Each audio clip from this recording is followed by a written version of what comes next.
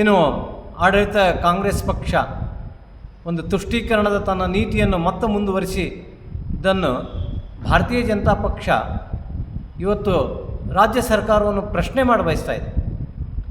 ಆರಂಭದಾಗ ಯಾವಾಗ ನಾವು ಸನ್ಮಾನ್ಯ ಬಾನು ಮುಷ್ತಾಕ್ರವರಿಗೆ ಬೂಕರ್ ಪ್ರಶಸ್ತಿ ಬಂದಾಗ ಭಾರತೀಯ ಜನತಾ ಪಕ್ಷ ಕೂಡ ಅವರನ್ನು ಗೌರವಯುತವಾಗಿ ಅಭಿನಂದಿಸಿದಂಥದ್ದು ಸ್ವತಃ ನಮ್ಮ ರಾಜ್ಯಾಧ್ಯಕ್ಷರು ಮೊದಲಿಗೆ ಅವರಿಗೆ ಅಭಿನಂದನೆಯನ್ನು ಸಲ್ಲಿಸಿರುವುದು ಇದೆ. ಆದರೆ ಇಲ್ಲಿ ಪ್ರಶ್ನೆ ಬಂದಿರುವುದು ಬಾನು ಮುಷ್ತಾಕ್ರವರನ್ನು ಏನು ನಾಡ ಹಬ್ಬ ದಸರಾಕ್ಕೆ ನಮ್ಮ ಸಾಂಸ್ಕೃತಿಕ ಮತ್ತು ಧಾರ್ಮಿಕ ಕಾರ್ಯಕ್ರಮ ಇದೆ, ಇದೊಂದು ಸರ್ಕಾರಿ ಕಾರ್ಯಕ್ರಮ ಅಲ್ಲ. ಸನ್ಮಾನ್ಯ ಮಹದೇವಪ್ಪನವ್ರು ಹೇಳಿದ್ದಾರೆ ಇದು ಸರ್ಕಾರಿ ಕಾರ್ಯಕ್ರಮ ಅಂತ. ನೀವು ಸರ್ಕಾರಿ ಕಾರ್ಯಕ್ರಮ ಆಗಿದ್ದರೆ ದಸರಾ ಕಾರ್ಯಕ್ರಮ ಯಾಕೆ ಮಾಡ್ತೀರಿ? ಇನ್ಯಾವಾಗಾರ ಮಾಡಿಕೊಡ್ರಲ್ಲ. ನಮ್ಮದು ವಿರೋಧ ಏನು? ಏನು ಬಾನು ಮುಷ್ತಾಕ್ರವರು ಆ ಚಾಮುಂಡಿ ದೇವಿಗೆ ಪುಷ್ಪಾರ್ಚನೆ ಮಾಡೋ ಮುಖಾಂತರ, ಆರತಿ ಬೆಳಗೋದ್ರ ಮುಖಾಂತರ ಏನು ಸಂಪ್ರದಾಯಗಳದಾವು, ಆ ಸಂಪ್ರದಾಯಗಳ ಪ್ರಕಾರ ಕಾರ್ಯಕ್ರಮವನ್ನು ಉದ್ಘಾಟನೆ ಮಾಡಿದರೆ ನಮ್ದು ಏನೂ ಅಭ್ಯಂತರ ಇಲ್ಲ. ಅದಕ್ಕೆ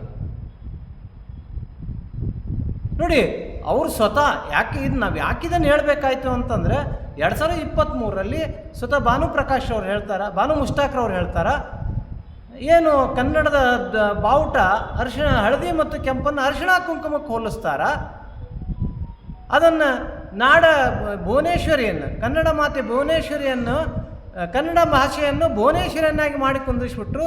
ಅಲ್ಪಸಂಖ್ಯಾತ ಮಹಿಳೆ ಆದಂಥ ನನ್ನಂಥವಳು ನಾನು ಎಲ್ಲಿ ಕೂಡಲಿ, ಏನು ಮಾಡಲಿ ಅಂತ ಕೇಳ್ತಾರೆ.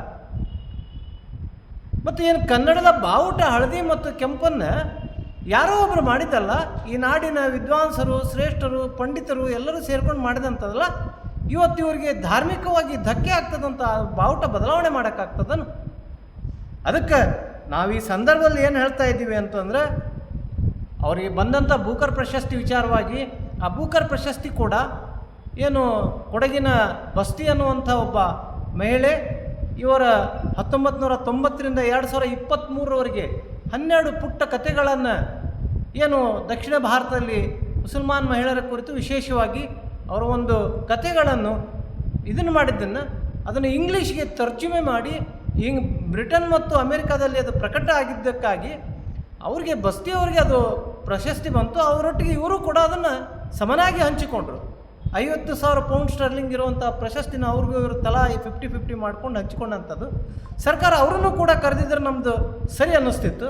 ಆದರೆ ಈ ಸರ್ಕಾರ ಕೇವಲ ಒಂದು ಏಕಮುಖಿಯಾಗಿ ಹೋಗ್ತಾ ಇರೋದನ್ನು ನಾವು ಖಂಡಿಸ್ತಾ ಇದ್ದೀವಿ.